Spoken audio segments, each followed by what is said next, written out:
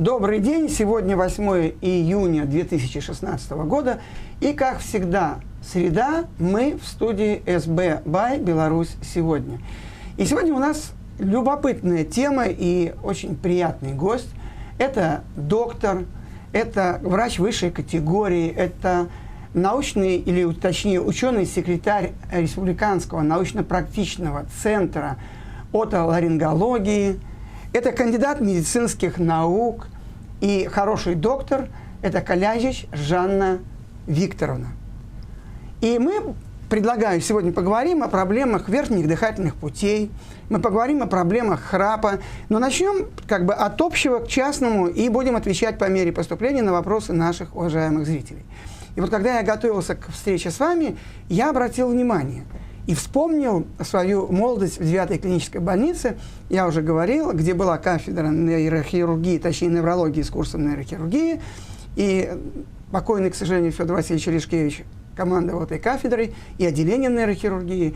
И я вспомнил челюстно-лицевую хирургию, я вспомнил те дежурства, которые мы, в общем-то, молодые доктора осваивали.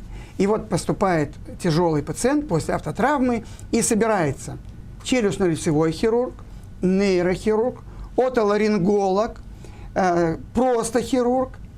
И вот такой, в общем-то, импровизированный консилиум. И часто все это вот многообразие фокусировалось на одном месте. И вот что такое для вас отоларингология, современная отоларингология, и в чем вы видите ее особенности вот на этом нынешнем этапе ее развития? Вы озвучили уже эти особенности. Действительно, все специальности, в моем понимании, а наша может быть особенная, потому что, как вы и говорите, это верхние дыхательные пути, это место всех специальностей. Мы работаем очень тесно на стыке. И действительно, многие патологии наши, очень зыбкая граница интереса.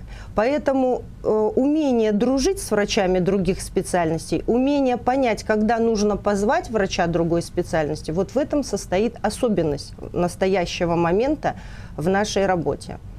То есть грамотно определить, когда ты кого должен привлечь. И я тоже даже помню, что когда вот какие-то локализации, особенно по травме, да, тоже собирались, как правило, уже ближе всего отоларинголог, повторяю, челюстно-лицевой хирург и нейрохирург, и уже говорили так, договаривались, ты шьешь здесь, да, ты смотришь здесь. Это даже не только по травме. Касаемо верхних дыхательных путей, о которых мы говорим. К примеру, это стык пищеварительной системы, дыхательной системы. То есть терапевт обязательно участвует у нас, гастроэнтеролог, потому что все рефлюкс-эзофагиты – это же наши ларингиты. Люди, получается, теряют голос и не знают почему, а просто нужно посмотреть и обследовать желудочно-кишечный тракт. К примеру, инфекционные болезни, казалось бы, какое они к нам имеют отношение? Очень тесное, потому что в настоящий момент век не бактерий, а век вирусов и грибов. То есть инфекциониста консультация грамотная, определить, может быть какое-то поражение герпес вирусами, может быть внутриклеточной инфекцией, понять, что делать с этой инфекцией. Нужен инфекционист. Очень тесно невролог. То есть вы, прошу прощения, вы расширяете диапазон тех специалистов, которые, в общем-то, причастны к развитию процесса, в том числе болезненных верхних дыхательных путей. Абсолютно верно. Даже то, что касается голоса, то, что касается храпа, то, что касается его последствий апноэ во сне, это челюстно-лицевые хирурги, ортодонты. Казалось бы, какое имеет отношение к нам остеохондроз? Непосредственно и очень тесно. Это проблемы слуха. Это проблемы, опять же, апноэ во сне. То есть мы должны сотрудничать и очень тесно. Поэтому, как правило, если пациент вот такой непонятный, сложный, мы собираем междисциплинарные консилиумы. Ну вот и для меня вот из нашего разговора вытекает два вывода. Первый вывод. Вот та нетерпеливость часто пациентов, которые хотят все и сразу, она категорически не оправдана. Это невозможно. И время диктует как раз необходимость разобраться в проблеме. Ведь есть какие основные виды лечения? Этиологическое, патогенетически обоснованное. Этиологически – это ты устранил проблему. К примеру, пришел пациент, и он говорит: вы знаете, вот у меня ком в горле, мне мешает, я постоянно делаю вот такие движения, мне хочется откашляться. Начинаешь разбираться. Разобраться – это, опять же, инфекционист, это, опять же, гастроэнтеролог, это эндокринолог, щитовидная железа. Это невозможно решить сразу и даже одним, двумя, тремя посещениями. Для того, чтобы я бы могла ему сказать, да, пополощите, это уйдет он у него на некоторое время. Но мы же не выявили основную причину, мы не поняли вот это звено, которое нам надо лечить. А очень часто бывает сочетание причин. И я думаю, что первый важный вывод, который мы сделали, и он же второй, что, опять-таки, доверяйте своему доктору, найдите своего доктора, и если доктор говорит, надо сделать вот это, и вот это, и вот это, то не проявляйте свои псевдоинтеллектуальные познания в медицине, да, а поймите, что непростая задача решить вот особенности некоторых заболеваний, которые наполняют вот эти самые верхние дыхательные пути. Здесь самый постоянный очаг инфекции. Это кариес, да, это вот эти знаменитые миндалины, о которых спор идет до сих пор, и мне было интересно услышать ваше мнение, да, какие критерии все-таки удалять, не удалять, это такой вопрос завис, я бы сказал, он интересен даже для меня, которому на 4-м курсе удалили все-таки. Вот. И важно следовать тому регламенту, который предложит врач. А уже далее, когда мы разберемся в этой ситуации, да, тогда уже будет понятно, кто будет окончательным доктором, кто прокурирует, в зависимости от доминанты, да, тех факторов, тех проявлений болезни, да, которые имеют место быть. Вы абсолютно верно обозначили проблему. И основное здесь – авторитет врача, который, к сожалению, в связи с обилием ресурсов, интернет прежде всего ресурсов, люди считают, что, ну, собственно, почитал в интернете и понял проблему. Но не случайно так много врач учится лет и идет к своей специальности, к пониманию, и учится всю жизнь. К примеру, мой отец говорит, как ты можешь где-то учиться, тебе же уже 5-й десяток. Я говорю, понимаешь, папа, и на 7-м десятке я буду учиться, у меня такая работа. Как только я остановлю свое обучение, значит, я умерла как врач. А по поводу миндалин, вот если подойти, вообще к любой операции есть четкие показания. Четче не придумаешь. 1, 2, 3. То есть раньше считалось как? Ну вот есть частые ангины, давайте удалим. По каждому заболеванию существует и мировой, и европейский консенсус, то есть протокол введения. Республика Беларусь поддерживает этот протокол. Поэтому, что касаемо удаления миндалин, для этого есть 2 показания. Частые ангины, 3 и более в полгода, 4 и более в год. Это именно гнойные ангины с температурой, с налетами, верифицированный диагноз. Далее, единожды перенесенный паратонзиллярный абсцесс, то есть когда инфекция вышла за ткань миндалины, и необходимо их удалить, потому что может быть флегмо на шее, а она может привести к смерти. И, безусловно, наличие сочетанной патологии. Потому что, как правило, тонзиллит хронически вызывает стрептокок. А стрептокок вызывает сочетание таких заболеваний, может быть, как миокардит, нефрит, артрит. Поэтому как бы для профилактики возникновения вот этих осложнений в таком случае нужно удалить миндалины. Ну и для меня было в то время самым убедительным, скажем так, аргументом, что действительно, уже позже я этот аргумент подтвердил, когда мы снимали людей, которые на диализе, да, уже спасали свои органы, в частности, почки, да, потому что действительно инфекция из хронического очага, стрептокок, он поразил, да, и люди ждали в своей очереди на пересадку почек. В общем-то, казалось бы, где миндалины, где стрептокок, где почки, да, но какая все-таки коварная вот эта связь, которая, в общем-то, заканчивается часто, достаточно заканчивается печально. Сейчас еще другая проблема, и вот опять же здесь тоже стык специальностей. Сейчас очень много имплантаций зубов, да, и делают синус-лифтинги. Нижняя, вернее, стенка верхней челюстной пазухи, это получается как раз-таки зона интереса стоматолога, там, где выполняется синус-лифтинг.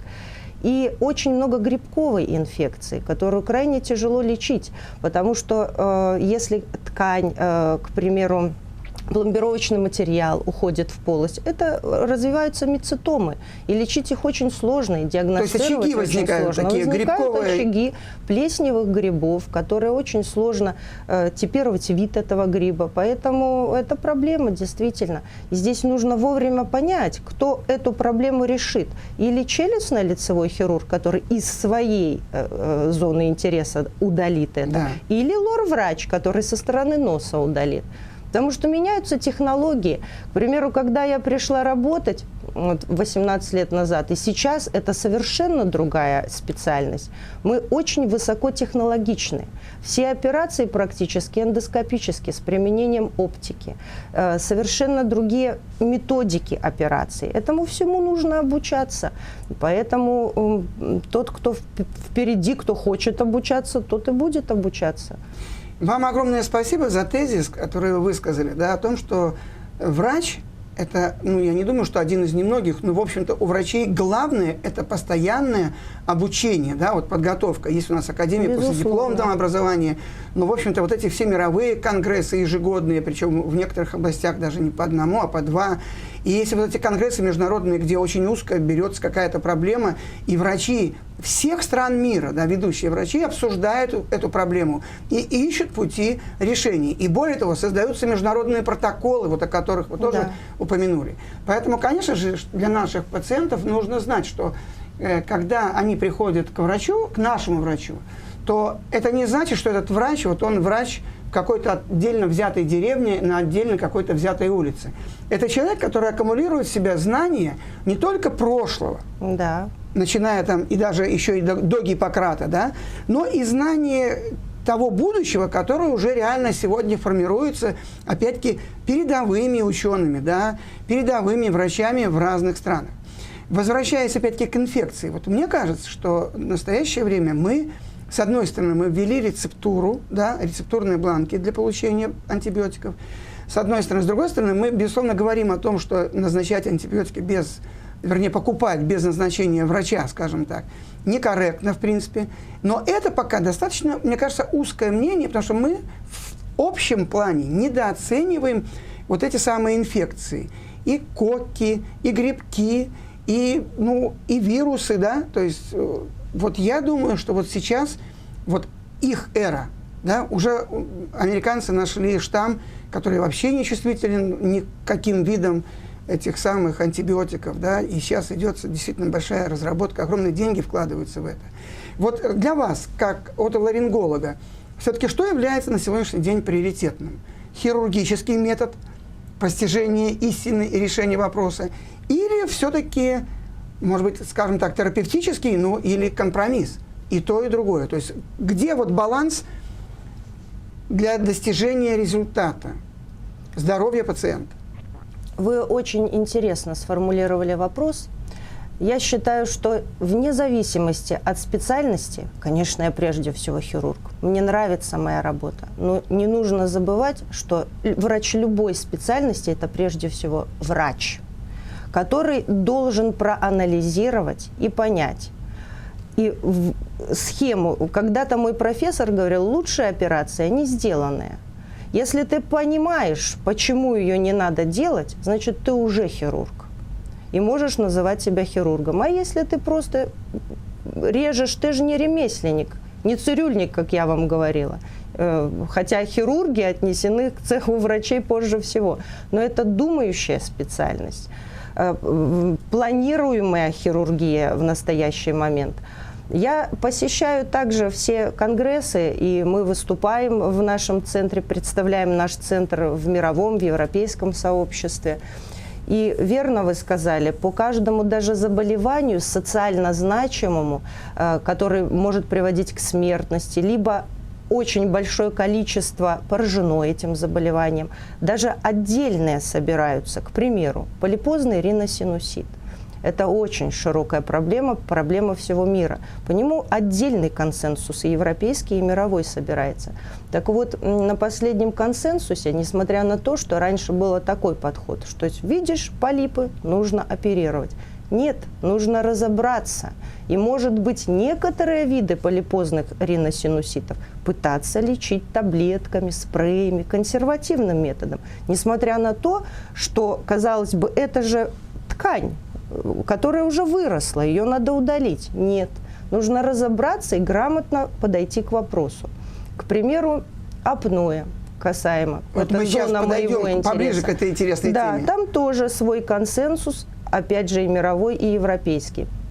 И тоже самое главное, в моем понимании, в этой проблеме, это понять, кому что нужно. Нет универсального метода лечения. Все пациенты различны, хотя болезнь одна. Поэтому и подходы к ним разные. Ну, и вот опять же тоже понимаем, что вот вы назвали полисинусит, и здесь и стоматологи, да? Да, безусловно. И отоларингологи, И нейрохирурги, и потому что нейрохирурги. это операция на основании черепа. и все очень... И окулисты, И потому всё что очень это близко, инфекция глазничная может, стенка. Да, криоциститы мы оперируем вместе с офтальмологами, потому что мы работаем на слезном мешке. То есть это все сочетание. Мы сейчас перейдем к не менее интересной теме. Это заявленное в нашей программе, что такое храп и как его лечить. Но перед тем, как перейти, сделать следующий шаг. Давайте ответим на вопросы наших зрителей. С удовольствием. Итак, начнем по порядку от обратного. У меня постоянно не дышит одна ноздря, притом попеременно. То одна, то другая. Сказали, что носовая перегородка не искривлена. Что это может быть? Есть такое понятие, которым известно много столетий. Называется носовой цикл. Угу. Носовой цикл – это что такое? В носу существуют носовые раковины. То есть вот человек сказал о перегородке, но кроме перегородки есть носовые раковины, которые представляют собой кость, затем идет сосудистая прослойка, слизистая оболочка. Поэтому, и, как вы понимаете, носа две половины. Соответственно, нос, выполняя свою функцию, согревая воздух, очищая, он не работает Он одновременно. страж порядка, да, да. Он работает попеременно. И есть классификация цикла. Он должен быть попеременный. То есть это неплохо. Это неплохо, а это очень хорошо. Существует метод диагностики, который называется риноманометрия. Это объективный метод диагностики вот этого носового цикла. Выполняется суточная риноманометрия, и мы смотрим, правильно ли флюктуируют эти потоки и работают половины носа. Они могут работать и неправильно. Тогда надо поискать причину. Как правило, это нарушение вегетативной нервной системы, которое тоже можно диагностировать аппаратом. Он тоже есть на базе нашей клиники. То есть я так понимаю, что первая очень обнадеживающая информация, Да, что это может быть совершенно вариант неплохо. нормы, это даже абсолютно хорошо. нормально. Да. Да. А второе, для того, чтобы сомнения убрать, Убрать, сходить на консультацию. на консультацию, Да. провести диагностику и принять решение. объективную, абсолютно четкую. Я бы сказал, очень хорошо. Мне нравится ответить, можно ли избавиться от храпа без оперативного вмешательства.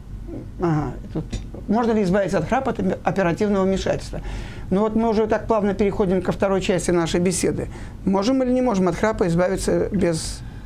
Храп настолько многофакторное заболевание, Такой даже не вздох, заболевание, слушайте, а в студии причин вздох. так много, Да. что самое главное – разобраться в причине. Если понять причину, то, конечно, можно. Если это не апноэ, которая действительно здесь нужно какие-то более серьезные меры принимать, а просто храп, звуковой феномен, то попытаться можно, поняв причину. Потому что мы забываем, что это всего лишь звук. И если верхние дыхательные пути имеют любое воспаление, то есть слизистая утолщена по каким-то причинам, либо изменены размеры ткани, и они выходят в просвет этой дыхательной трубки, как то, к примеру, тот же танзелит, к примеру, увеличена язычная миндалина, допустим, просто банально увеличен вес тела, то есть там Или имеются банально жировые перепил, отложения. просто перепил. Да, если химическое воздействие, покурил человек, съел острую пищу, то есть есть какое-то воспаление ткани. Естественно, она дребезжит гораздо больше, нежели здоровая ткань. Но я прошу прощения, мы еще не тут с воспалительными не закончили, поэтому мы сейчас вернемся к воспалительным, а потом продолжим наш храп. Так, у меня так ноздря уже мы разобрались. Можно ли избавиться попозже? Чуть вернемся, уже отвечено, но еще вернемся. Врачи нашли хронический танзелит. Ангина не беспокоит, но читала, что для женщины такая постоянная инфекция в организме может быть очень вредной. Что делать? Еще читала, что надо сдать антистрептолизин. И если он меньше 300, то забыть и не волноваться. Подскажите, надо ли лечить и как? Ну, о танзелите мы уже сказали, да, показаниям к операции. Что касается антистрептолизина О, это действительно активность стрептокока показывает. Этот анализ необходимо сдать. Просто мы будем понимать, есть ли стрептокок или нет его. Затем сделаем мазок из горла, с глотки и посмотрим, к чему чувствителен, если он есть, этот стрептокок. И все-таки попытаемся полечить вначале. К тому, к чему, тем препаратам, к которым он чувствителен. Если же это будет безуспешно, в таком случае возможен вариант хирургического лечения. Мне нравится вот ваша последовательность и логика. Она докторская, и я всегда горжусь докторской логикой. Спасибо большое. Опять-таки, здесь у нас вопрос, храп, немножко чуть-чуть попозже. Значит, здравствуйте. Скажите, пожалуйста, могут ли полипы в носовой полости быть причиной головной боли по утрам? Спасибо. Теоретически, да, потому что нос – это нейрорефлекторная зона. Там очень много назальных рефлексов. И даже существовали работы, если мне не изменяет память, в 1901 году одному, это на кролике проводили, ему обтурировали одну половину носа. И у него произошел ателектаз легкого. То есть просто закрыли одну половину носа, да, обтурировали. Там есть закрыли. сердечная дуга. То есть настолько много рефлексов, вот эта связь с сердцем, связь с легкими, связь с головным мозгом, что может. Нос – это зона рефлекторная. Да. Поэтому, если есть полип в носу, не нужно с ним сидеть и иметь головную боль. Нужно сходить к врачу и определиться, что же с ним делать, с этим полипом. И даже если боль не исчезнет, надо искать причину этой боли, а не обижаться на врача. Да, и надо искать причину полипа. И надо искать причину полипа. Продолжаем. Тут у нас мягко мы переходим к храпу. Добрый день. Какая может быть причина женского храпа? Нужно ли идти к врачу? Спасибо, Тамара. Ну, вот здесь женщина правильно сказала. Молодец. И опять мы переходим к мультидисциплинарности. Дело в том, что мы не знаем возраст женщины. А возраст женщины в проблеме храпа имеет значение. Как и мужчины, впрочем. Как и мужчины, но мужчины не настолько ярко. У женщин в период предклимактерический, климактерический меняется толщина слизистой, и в том числе дыхательных путей. Меняется гормональный фон. И получается, за счет этого, утолщаясь, она действительно больше дребезжит, и звук этот больше. Поэтому вначале нужно сходить к гинекологу, как ни странно, и поможет гинеколог в решении этой проблемы. Я вам скажу важный компонент, очень важный. Да, то есть посмотреть гормональный фон женщины. Если он нарушен, это может быть проблемой. Если, извините, к храпу добавляется нервическая, извините, составляющая женщины, и она дольше на 10-15 минут пилит своего мужа, это уже является показанием к тому, чтобы все-таки сходить к лор-врачу и к гинекологу. И гинекологу. Да, безусловно. И к эндокринологу. Потому что это вот такие три важные специальности. Уважаемая Жанна Викторовна, как вы относитесь к так называемым прищепкам против храпа? Заранее спасибо. Очень хорошо отношусь ко всем абсолютно, их очень много, и спреи, и прищепки, и какие-то приспособления. Смысл этих приспособлений один – облегчить носовое дыхание. Или же, если внутриротовое приспособление, то есть изменить положение языка, то есть чтобы воздушная струя проходила легче. Поэтому если это человеку помогает, пусть он им пользуется. Конечно, это неплохо. Это неплохо. Мы увлеклись ответами на вопросы. Сейчас я еще один озвучу вопрос. Но перед тем, как озвучить, я должен сказать.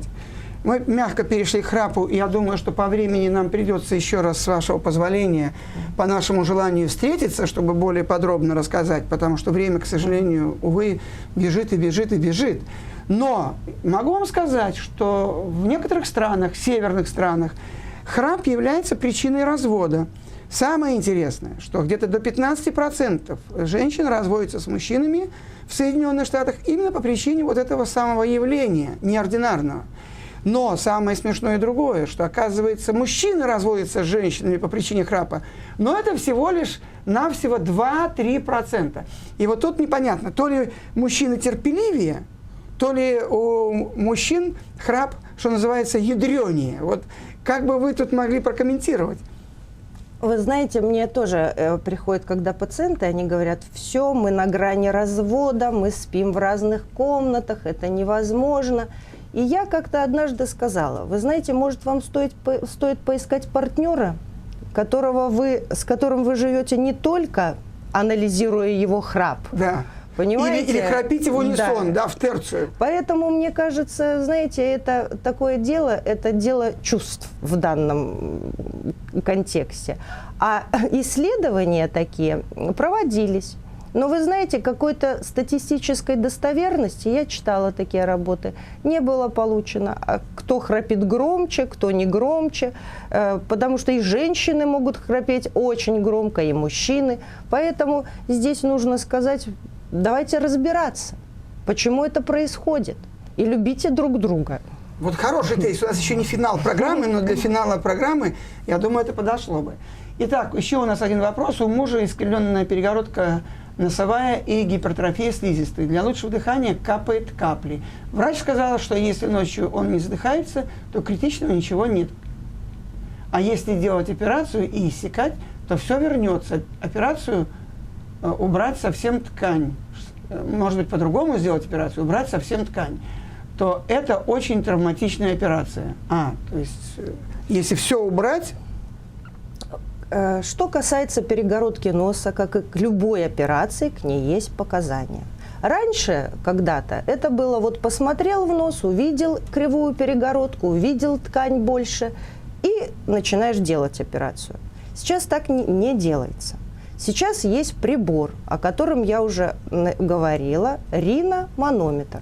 Он измеряет суммарный объемный поток воздуха и суммарное сопротивление потоку. Это называется передняя активная риноманометрия. Четкие цифры. Мы посмотрели, достаточно ли человеку воздуха или недостаточно. Если недостаточно, существует шкала определенная, значит, нужно оперировать. А акустическая риноманометрия покажет, это сопротивление потоку за счет жестких структур костных, либо за счет мягких носовых раковин. И какой вид операции выбрать для коррекции носовых раковин. Потому что их можно размер изменить, редукцию сделать очень многими методами. Он не один. И это индивидуально. Раньше действительно удаляли ткань. В настоящий момент сохраняется вся слизистая, она нужна. Слизистая вырабатывает слизь. Она согревает, увлажняет, охраняет. Поэтому ее нужно беречь. И операции по иссечению уже давно канули в лету.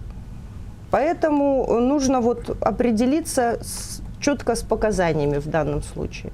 Жанна Викторовна, огромное вам спасибо, за что вы пришли к нам.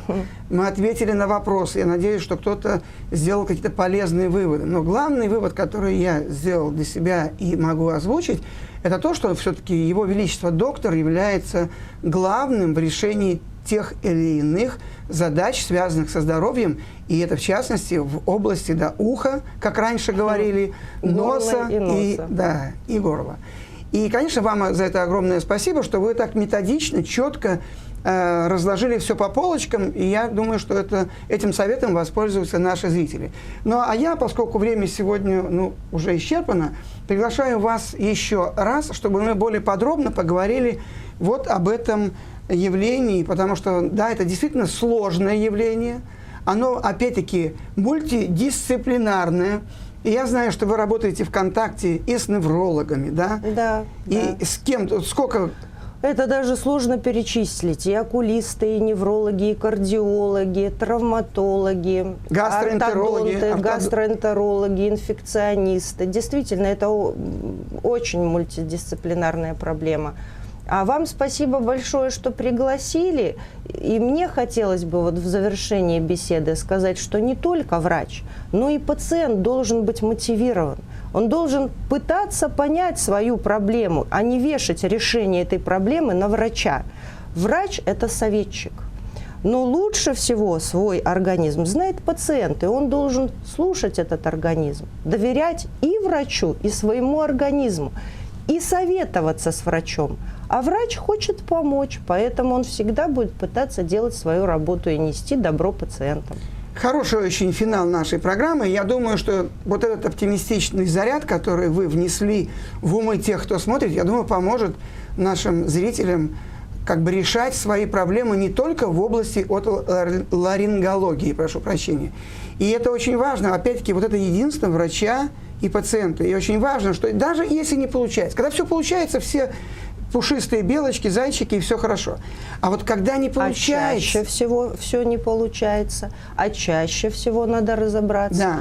И работая в республиканском учреждении, к нам кумулируются пациенты непонятные, сложные, с которыми действительно сложно разобраться. И пациент, хотелось бы, чтобы он понимал, что врач старается, он пытается. И да, есть операции, у которых, к примеру, процент осложнений крайне высок.